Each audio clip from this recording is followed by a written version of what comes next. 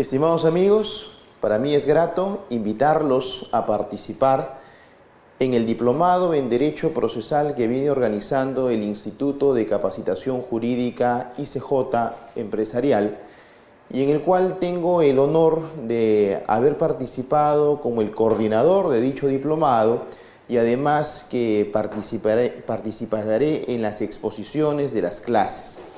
Este diplomado en Derecho Procesal procura cubrir la temática procesal civil de una manera integral y sistemática, en la medida de que va a abordar las instituciones principales que hoy día se desarrollan dentro del derecho procesal, pero lo va a hacer en una forma ordenada y consecutiva que nos permita ir integrándonos en las distintas materias del derecho procesal, desde las cuestiones más elementales hasta las cuestiones más complejas, de modo que podamos contar con una visión bastante completa, holística, de lo que significa el mundo procesal.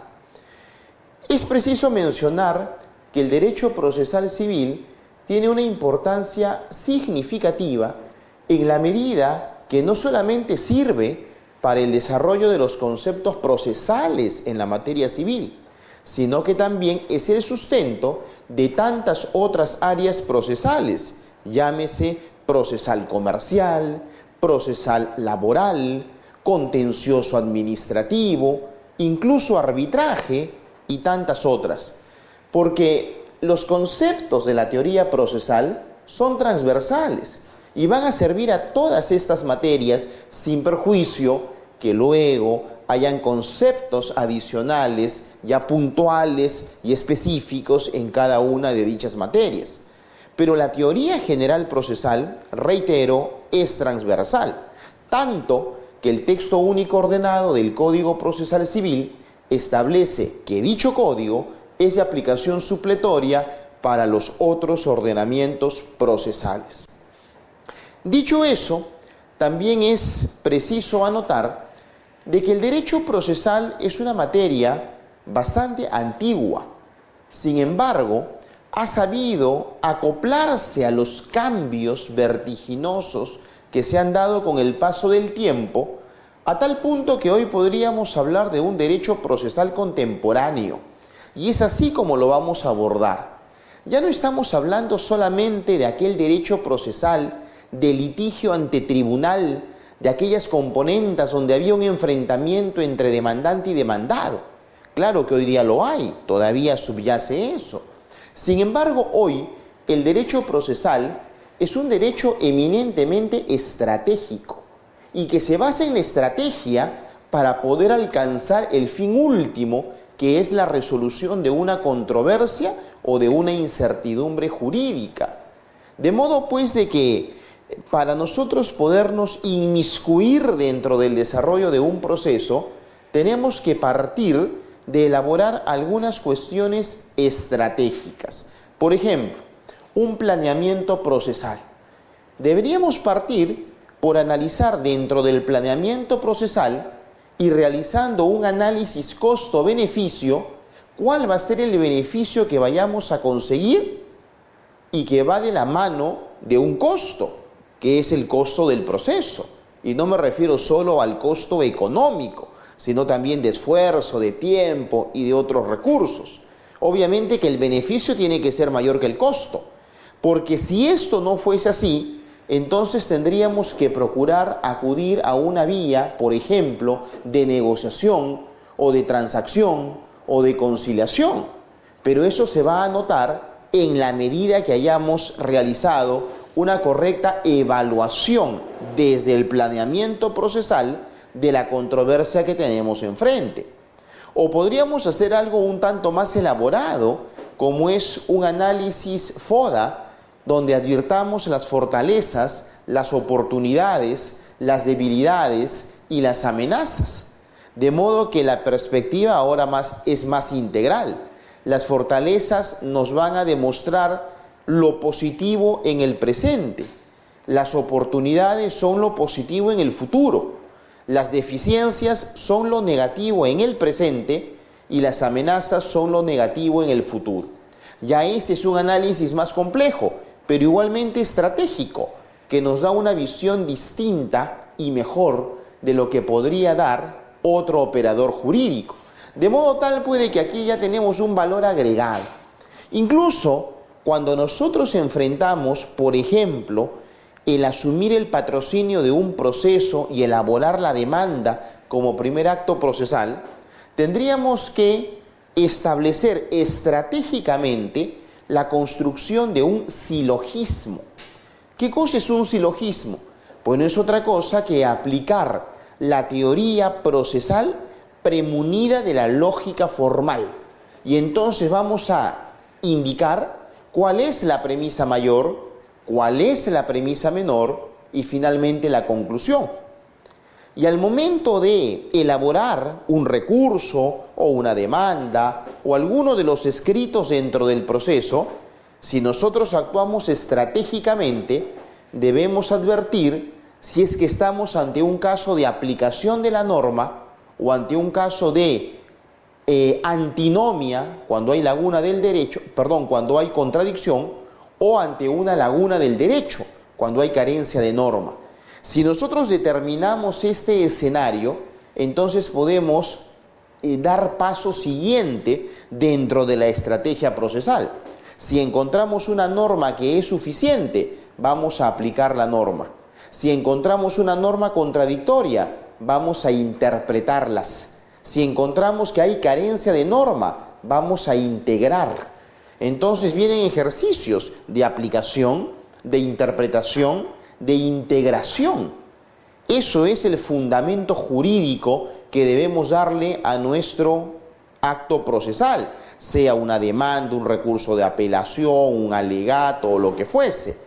Pero tenemos, como ustedes pueden apreciar, una visión estratégica. Y si vamos a interpretar, entonces utilizaremos mecanismos de interpretación sistemática, histórica, teleológica, objetiva. Si vamos a integrar, haremos lo propio con los principios generales del derecho o la analogía.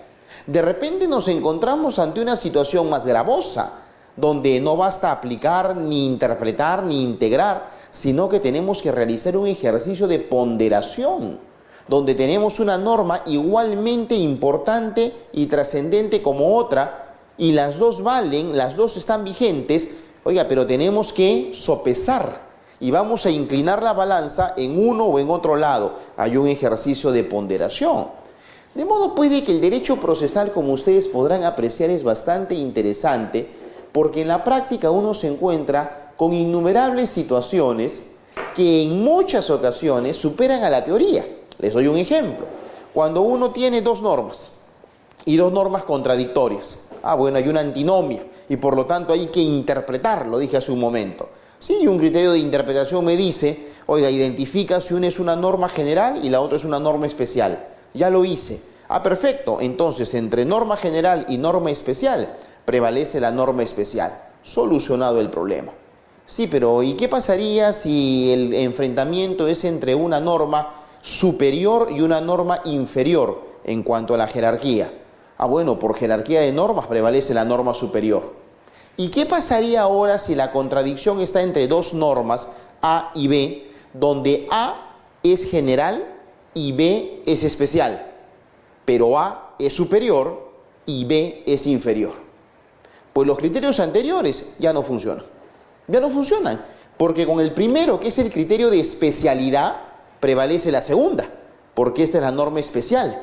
Pero con el segundo criterio de jerarquía, prevalece la primera, porque esta es la norma superior. De modo tal que ustedes pueden apreciar a las situaciones que uno se somete en el ámbito procesal. Y es ahí donde tiene que venir la fundamentación jurídica adecuada.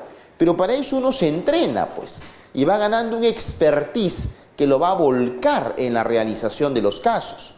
Y no solamente necesitamos tener ese conocimiento jurídico, claro está, sino además, en muchas ocasiones, un conocimiento técnico, porque de repente la demanda versa sobre alguna cuestión técnica profunda. Oiga, estamos demandando la indemnización por el daño causado respecto a que no se cumplió con las especificaciones técnicas de un contrato de construcción de llave en mano.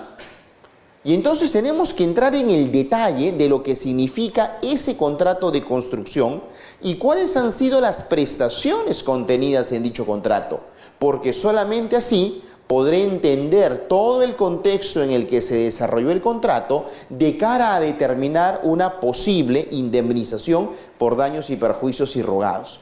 Por lo tanto, no basta el conocimiento jurídico, sino también el conocimiento técnico. Y a eso hay que sumarle las destrezas legales, destrezas que nosotros en el ámbito procesal civil debemos de contar con ellas para desenvolvernos con solvencia. El que mañana tenga la capacidad de poder transmitir mis ideas, pero en forma oral, ante un tribunal, cuando vamos a realizar y sustentar un alegato. ¿De qué sirve que mis ideas estén adecuadamente en el papel si mañana voy a tener problemas en poder materializarlas y transmitirlas fielmente ante un tribunal? Y no solamente hay que transmitir las ideas, hay que tener la destreza de la persuasión, de que vamos a persuadir al interlocutor para que finalmente consigamos el resultado que nosotros queremos. No nos importa que 20 veces nos digan no, con tal que la última vez nos digan sí. Entonces la capacidad persuasiva, analítica, la de resumen y de síntesis, la expresión oral, la expresión escrita, todas esas son destrezas que debemos desarrollar en el ámbito procesal y que nos van a significar, sin lugar a dudas, un valor agregado al momento en que defendemos las causas que se nos encomiendan. Por todo ello, entonces, pueden apreciar ustedes lo interesante que es el derecho procesal. Y se los digo y comento esto desde la perspectiva de la práctica, como que en el día a día, aquí en el estudio de abogados del cual formo parte, vemos estas cuestiones. Y podemos advertir en muchas ocasiones de que no siempre la teoría se condice con la práctica y que es necesario lo que les estoy compartiendo. Por todo ello, los animo a participar muy encarecidamente en el marco de este diplomado. Va a ser enriquecedor para ustedes. Y qué mejor aún si ya cuentan con alguna experiencia práctica sobre la materia y podamos compartir e intercambiar ideas. Sin lugar a dudas, el derecho procesal es una rama base y fundamental dentro del derecho. Puede ser que mañana se dedique a derecho penal, a derecho bancario o a derecho minero, pero siempre hay un núcleo duro dentro del derecho que es el derecho procesal. Uno no se escapa de la práctica en el derecho procesal, así no litigue de manera constante, pero es necesario, y no solamente para la práctica en el día a día, sino porque va a despertar la agudeza en el sentido crítico, el saber leer entre líneas, el poder conseguir que el otro diga lo que uno desea que diga.